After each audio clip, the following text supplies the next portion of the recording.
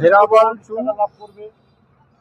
শাসনগীর, ভেরাবল থেকে ট্রেন ধরবো, শাসনগীর যাবো, ভাড়া মাত্র 10 টাকা। আমরা লোকাল গাড়িতে জিজ্ঞেস করেছিলাম, আমাদের কাছে চেয়েছে 4,500 টাকা ঘুরিয়ে নিয়ে আসবে। সেখানে আমরা 10 টাকা করে টিকিট কেটে শাসনগীর যাব। শাসনগীর থেকে আমরা অটো করে ফরেস্ট ঘুরবো। তাই হচ্ছে ভেরাবল স্টেশন।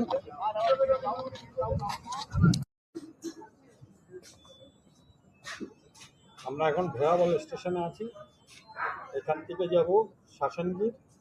শাসনগীর থেকে আমরা দেওয়ালটি, মানে আমরা ফরেস্টের জিপ সাফারি বুক করতে পারিনি, তাই দেওয়ালটি দেখেই শান্ত হব। চলুন ট্রেনে ওঠা যাক।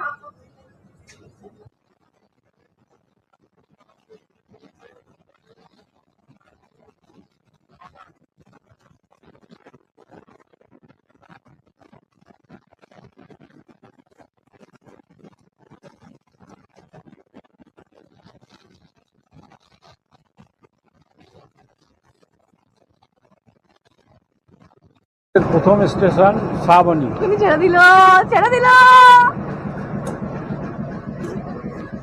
এই যে শ্রাবণী স্টেশন, দেখতে পাচ্ছি শ্রাবণী স্টেশন। ওই তো এরা স্টেশনে নেমে পড়লাম। টাটা।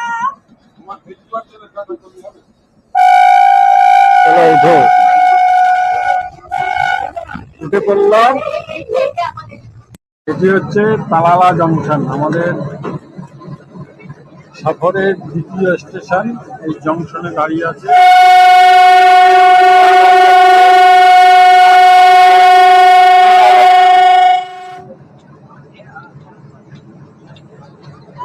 এই ট্রেনটি ভেরাবলের দিকে যাচ্ছে, আর এটা হচ্ছে আমাদের ট্রেন যাচ্ছে জুনাগড়ে। তালালা জংশন।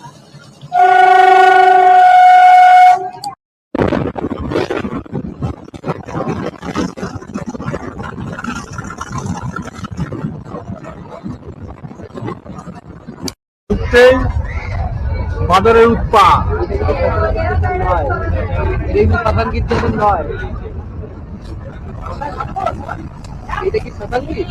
আরে বাবা, হচ্ছে গিরের মেন গেট। এখান থেকে সব জিপ সাফারি গুলো শুরু হয়। আমরা আর ভিতরে ঢুকলাম না, আমাদের এখন সময় হয়ে গেছে, তাই আমরা সামনে যাচ্ছি।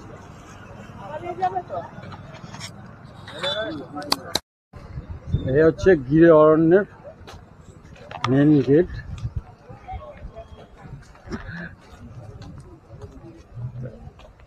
এখান থেকে আপনি জিপ সাফারি করবেন। অনলাইনে বুকিং থাকলে এখান থেকে বুকিং নিয়ে, গাইড নিয়ে আপনাকে ঘুরতে হবে। আর এই মেন গেটের ভিউ, এই হচ্ছে রিসেপশন অফিস সেন্টার। এই যে একটু ভেতরটা আপনাদের ঘুরিয়ে দেখিয়ে দিলাম। আমরা তো আর বুকিং করতে পারিনি, অনলাইনেও পাইনি, তাই আমরা দুধের স্বাদ যে ঘোলে মিটবে সেটা করছি। তা আমাদের সাফারি শুরু হয়ে গেছে। এই যে আমাদের খোলা জিপ পুরো সেট করা আছে, কিন্তু আপনি ওপেন দেখতে পারবেন। আর এই বাবু হচ্ছে আমাদের পাইলট। তোমার নাম बताओ। असरम। असरम पूरा नाम बताओ। अच्छा, হচ্ছে हम लोग लेके शिव मंदिर जाएंगे, है ना। जंगल के अंदर है, जंगल के अंदर एक शिव मंदिर है, वहाँ जाएंगे। नदी के घाट है, नदी के किनारे है, मतलब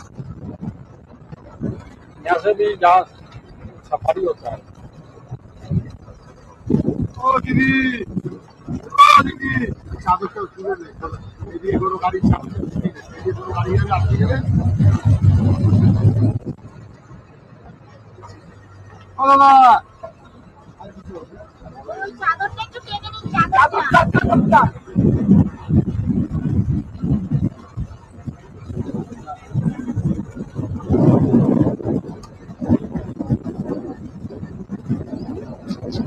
আসছে কিনা জানি না।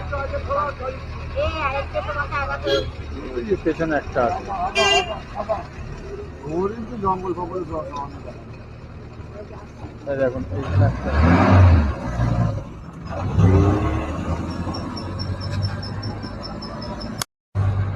বেশ ঘন জঙ্গল। অক্সিজেন কিনে নাও। এই জঙ্গলে ফ্রেশ অক্সিজেন পাওয়া যায় আর সুন্দর ওয়েদার। এখন তো ডিসেম্বর মাস চলছে, তবু গ্রিনারি ভালোই আছে।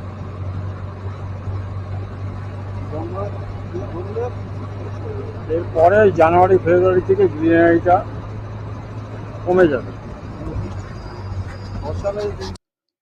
তা আমাদের সাফারি তো ভালোই চলছে। এখন জঙ্গলের ভেতর দিয়ে বেড়াচ্ছি খোলা জিপে। তা আমাদের ভাগ্য অত সুপ্রসন্ন নয় যে আমরা কিছু দেখতে পারবো। এর আগেও আমি বহুত অনেক অনেক জঙ্গল সাফারি করেছি, করবেট থেকে শুরু করে বিনসর থেকে শুরু করে ওদিকে জলদাপাড়া, ভারতবর্ষের মোটামুটি 10-15টা সাফারি হয়ে গেছে। ওই শুয়োর, হরিণ, গন্ডার, হাতি এসব ছাড়া এখন পর্যন্ত কিছু ভাগ্যে জোটেনি। বাঘ বা সিংহ অন্তত 10-15টা সাফারি হয়েছে, তাতে কিচ্ছু জোটেনি। দেখা যাক এবারের ভাগ্যটা কেমন। আস্তে আস্তে এগোতে থাকি, আশা করি দেখতে পারবো একটা আড্ডা। বলছে এটা গির রিভার, আর এখানে একটা শিব মন্দির আছে নদীর পাড়ে। দেখার যদি ইচ্ছা হয় যাও, দেখে আসো। এই তো শিব মন্দির। আর এখানে দেখুন কিছু সারস বসে আছে আর পানকৌড়ি। নদীর জলটা এখান দিয়ে বইছে। আর এই হচ্ছে নদী এদিক থেকে এসছে। বেশ পাখিগুলো আছে এখানে, ওখানেও কিছু পাখি দেখা যাচ্ছে। এই দেখুন ক্যামেরায় আসছে কিনা।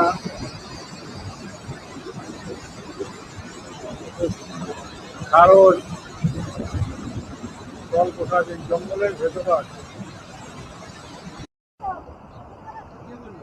প্রচুর মাছ এখানে নিজেদের মতো খেলা করছে। এটা কিন্তু পোষা মাছ নয়, এই শিব মন্দিরের এই নদীতে ছাড়া আছে।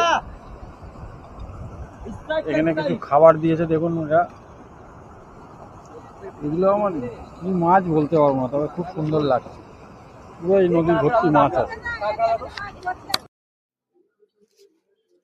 সাফারির একদম শেষ পর্যায়ে আমরা পৌঁছে গেছি। লাস্ট পার্টটা চলছে। ন্যারো গলি, খুব রাস্তাটা খারাপ, জার্কিং হচ্ছে খুব। ওই দিয়ে চলেছি।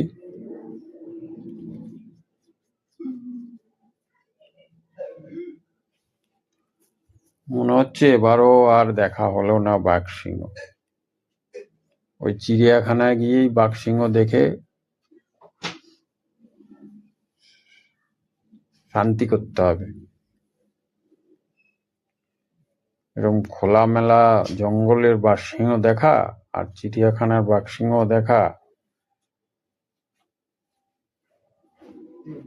অনেক ফারাক।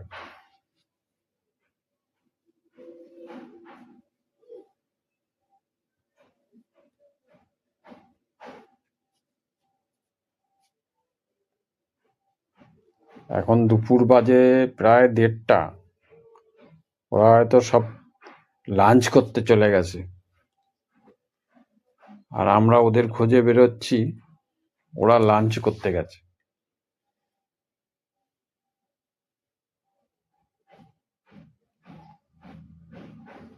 সাফারির প্রায় শেষ দিকটা চলে এসেছি আমরা, আর খানিক বাকি আছে।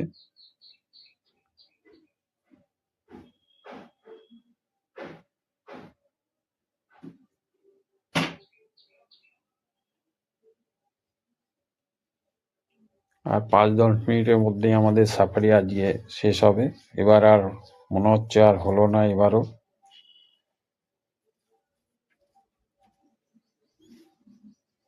তবে আশা তো থাকেই মানুষের, এবার না হয় আবার পরের বার হবে, অন্য কোথাও হবে। আশা ছাড়লে হবে না।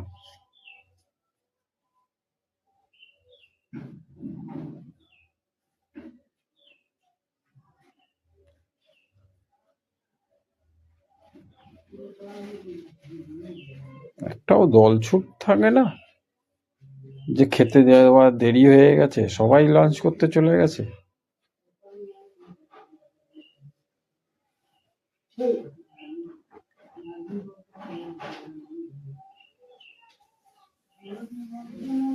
এই আমাদের শেষ চান্স গির সাফারির, একদম এন্ডে এসে পৌঁছেছি।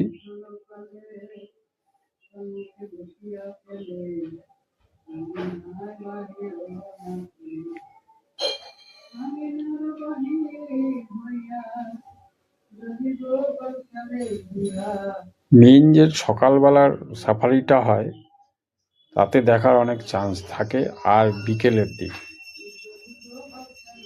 আমাদের টাইমটা ঠিক হয়নি। আমরা তো আর অনলাইন বুকিং করে আসিনি, তাই দুধের স্বাদ ভুলেই মেটালাম, সাফারির স্বাদ নিলাম। ঠিক আছে,